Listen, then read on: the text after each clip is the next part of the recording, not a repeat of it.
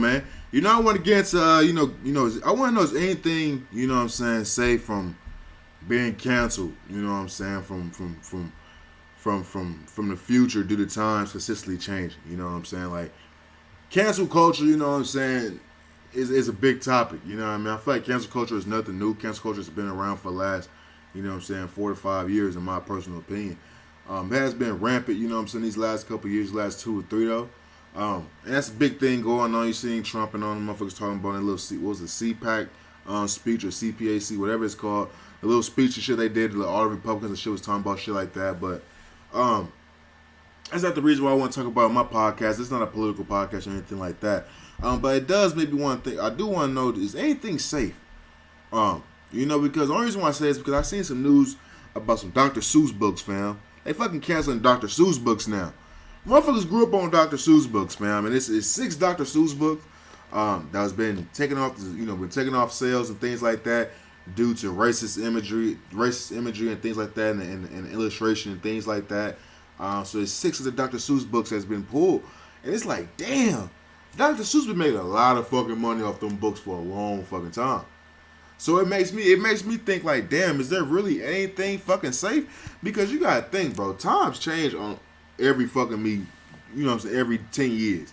Every 10 years it felt like the shit that happened a decade prior just, it's just, like they was doing that, you know what I'm saying? That's just how I feel. That's how I personally feel, bro. It's just, I feel like every 10 years we look back on the decade prior like, damn, niggas was giving it up like that. You know what I'm saying? It's crazy to me, and I feel like, is anything ever truly safe from being canceled? Like, what if motherfuckers is saying some shit right now that's perfectly fine? The shit motherfuckers is doing right now is perfectly motherfucking me fine. But, 30, 40, 50 years from now, when motherfuckers is long and gone, and they thought they had a certain type of legacy, you know what I'm saying? It comes out that, nah, nigga, you canceled now. Now motherfuckers looking at you with the crazy eye. You know what I'm saying? Like, and I'm not trying to defend Dr. Seuss. I don't know that nigga. Fuck Dr. Seuss. Green eggs and ham was cool. You know what I'm saying? Cat in the Hat was cool. You know what I'm saying? But it's just like, I get why motherfuckers is mad. You know what I'm saying? And I don't know if Dr. Seuss was a racist motherfucker or not. But I do understand when motherfuckers is making certain type of jokes, you know what I'm saying, for certain type of environments and certain times.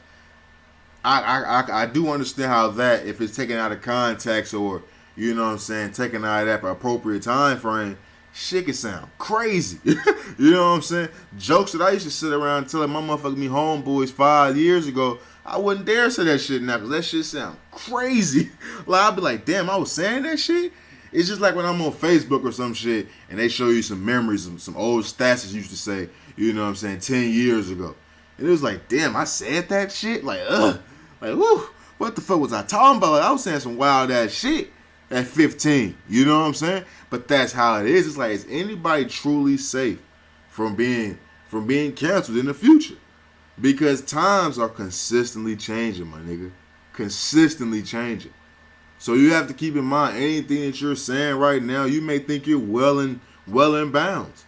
Anything, even if you think you borderline, you know what I'm saying, straddling the fence, trying to keep your edge, but, you know what I'm saying, trying to still appease motherfuckers because you understand it is PC culture, you gotta understand, bro, in 10, 20, 30 years from now, hey, if motherfuckers keep getting softer, softer, I should say, if motherfuckers keep getting soft like that and the shit going the way it's going, you very well can be canceled.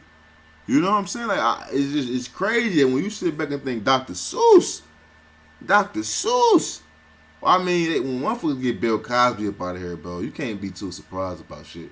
Even though Bill Cosby shit was way more, you know what I'm saying, it was super crazy. But it's like, you can't even be surprised no more, fam. You truly can't. But there is one thing I wanted to point about this, with those 6 books being removed, and things of that nature, it pointed out that racism always wins, fam. Racism always fucking wins. And the reason why I say is because for the price of those 6 books on eBay, they went from around $14 to now since they've been taken off due to the racist imagery and shit like that, due to the racist imagery in the illustration, the fucking price went from $14 to $4,000, fam. Like, racism always wins, fam. Like I told y'all on earlier episodes, fam, don't nobody ride for what they believe in more than the motherfucking racists. I don't give a fuck if you blood, Crip, GD, BD, Latin King. I don't give a fuck what you think you are. Nigga, don't nobody ride for what they believe in more than motherfucking racists, bro. You can take that to the bank. Whenever motherfucking me price go from $14 to $4,000 just because it's some motherfucking racist shit in it, ooh, shit. Niggas is chomping at the bits.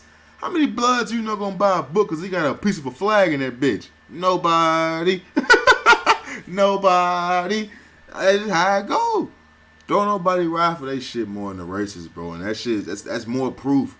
That shit went from $14 to 4 bands just like that, my nigga. Like, that's life for your ass, bro. That truly is America for your motherfucking ass, man. Moving on, man. Let's get into the sports quick hitters, man, before we wrap the podcast up, man. Let's get into the NBA season so far, man. The NBA season, man, it's all-star break right now. Wrapping up the last couple games tonight. Lakers got their last game tonight against the motherfucking Kings. Nobody's playing. LeBron not playing. AD not playing. Kuz not playing. Marc Gasol not playing. Motherfuckers is out, man.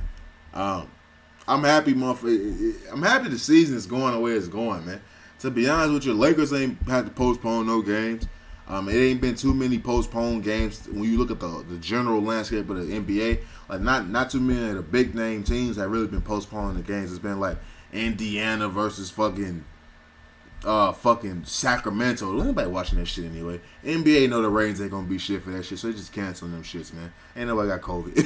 Niggas ain't catching COVID that day, but can play 2 days later. Fuck nah. But the NBA has been going pretty smooth so far, man. I can't be mad at what I'm seeing, man. The Western Conference is the Western Conference. It's a fucking gauntlet.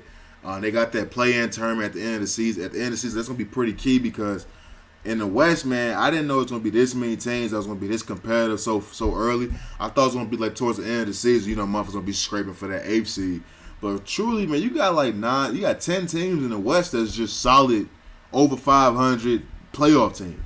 Like, that's some tough shit. The only time I see some shit like this was like, I forget what season it was. I believe it was like fucking 09 or some shit like that with the whole Western Conference. You had to have at least 50 games to even make the fucking playoffs, bro. So this kind of season remind me of that just because the season's a little bit shorter and ain't no fans, so niggas out there just hitting every shot they possibly can, bro. When it comes to the big dogs of the NBA, I'm not surprised on who the big dogs are. You got Lakers, obviously, the Clippers. You know what I'm saying? Utah, they always been. I don't consider Utah a big dog team just because I gotta see it in the playoffs, bro. Like Utah has been a top 4 team in the Western Conference for like the last 2 or 3 years. So they right in line with that. They kind of taking the same approach as Denver took last year, the last 2 years for Denver to me. To me, it's where it's like, yeah, you're a regular season team in a short and condensed season. Y'all going crazy. Don't nobody really give a fuck because we know in the playoffs who y'all going to have to match up with certain people and who y'all going to go to get a bucket if you take Donovan Mitchell out this shit. You can depend on Mike Conley if you fucking want to. You know what I'm saying? But I would throw them in there just for sake of conversation. You got the Lakers, Clippers, Utah. Phoenix, I would say Phoenix is surprising. You know what I'm saying? Phoenix with Chris Paul. I think motherfuckers is going to be improved. I don't think motherfuckers going to think they're going to be the 2nd or 3rd seed in the West. So I guess, let me take that back. I am surprised about the big dogs. I just don't really consider Phoenix and Utah as legit title threats. You know what I'm saying? So when I personally think of big dogs, bro, I'm thinking of the Lakers, the Clippers, and the Brooklyn Nets. That's it.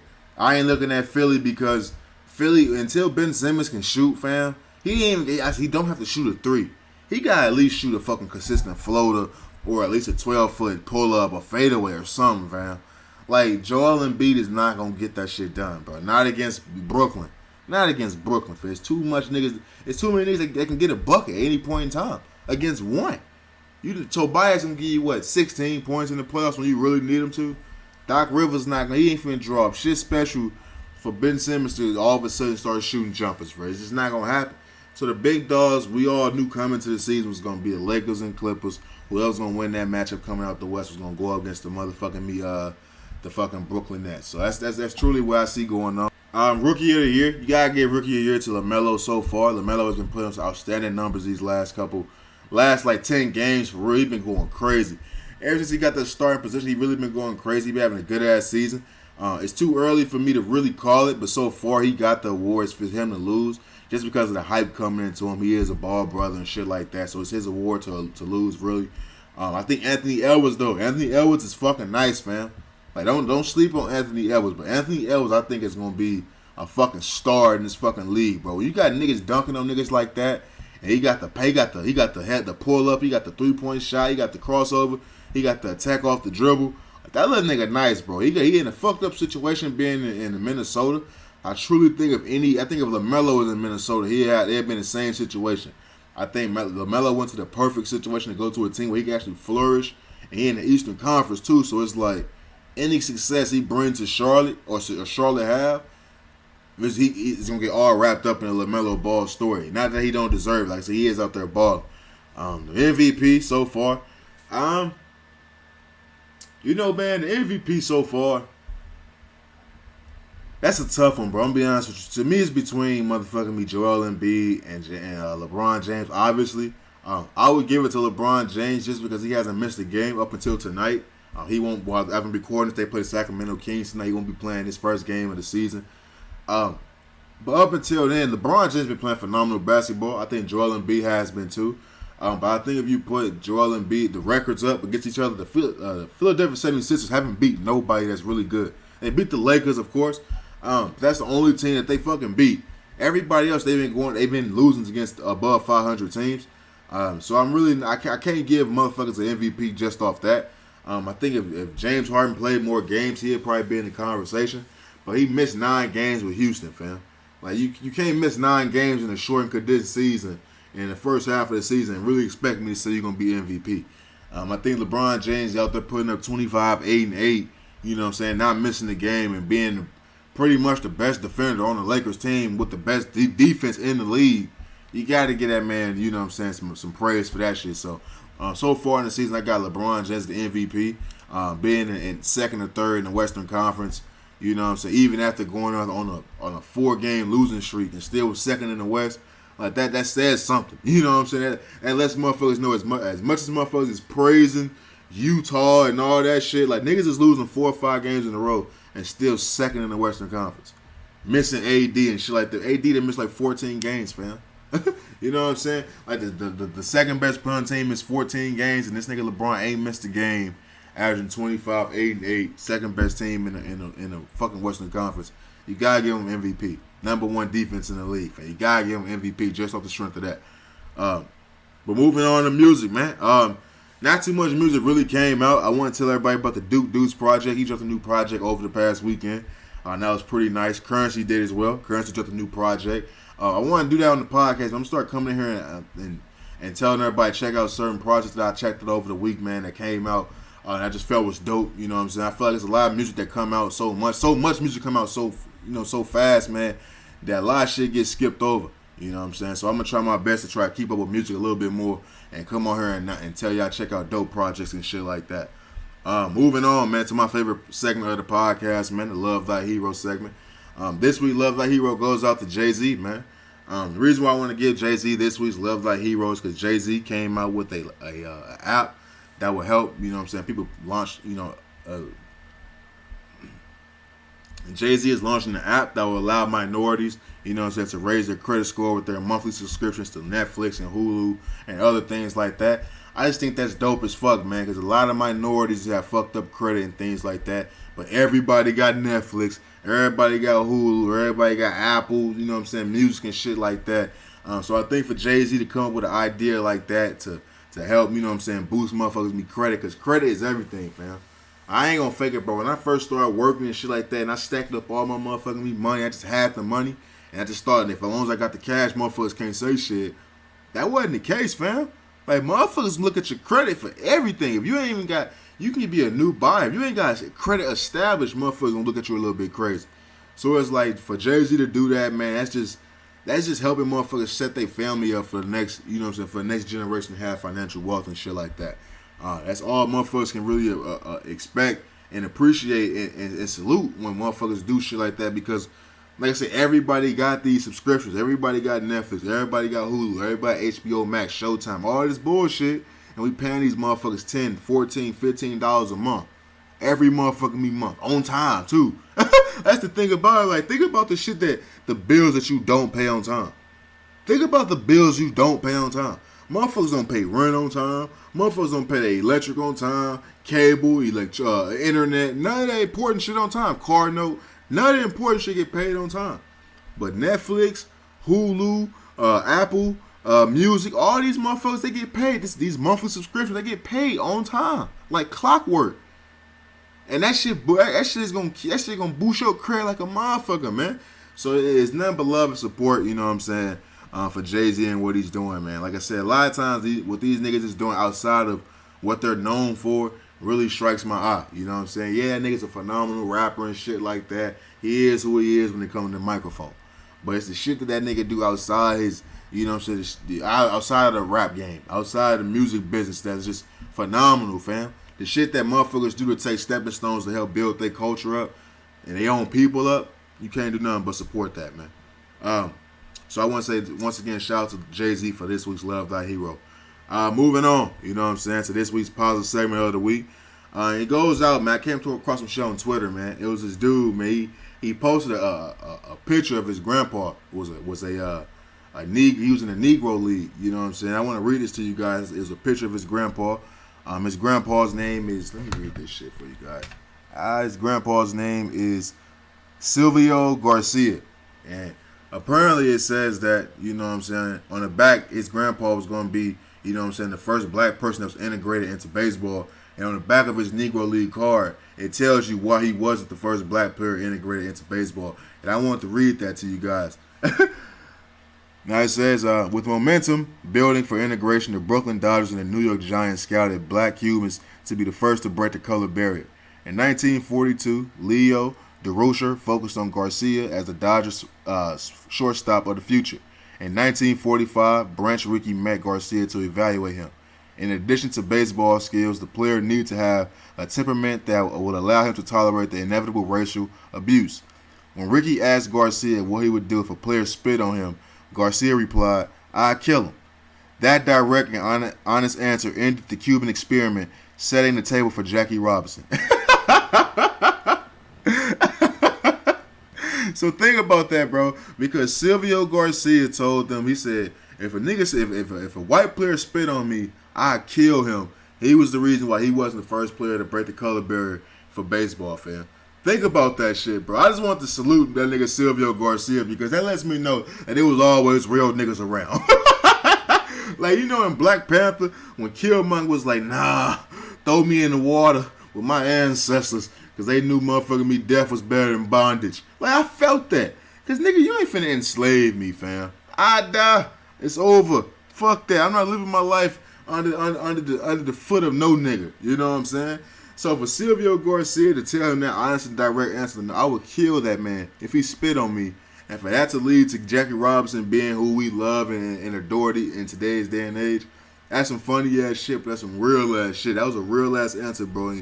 And I wonder if he really knew that would, you know what I'm saying, that would be the reason he didn't get that opportunity when he said that shit. But I really don't even really want to. I don't want to know the answer, because it'll probably take away from the allure of it.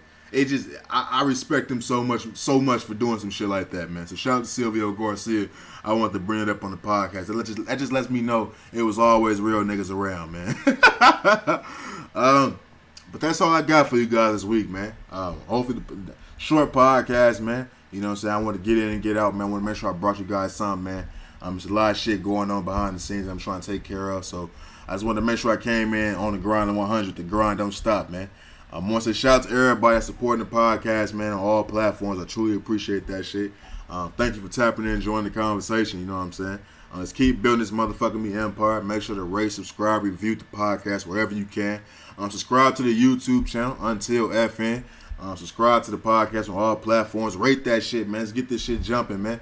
But you know I give it up on this end, man. So all love these ways.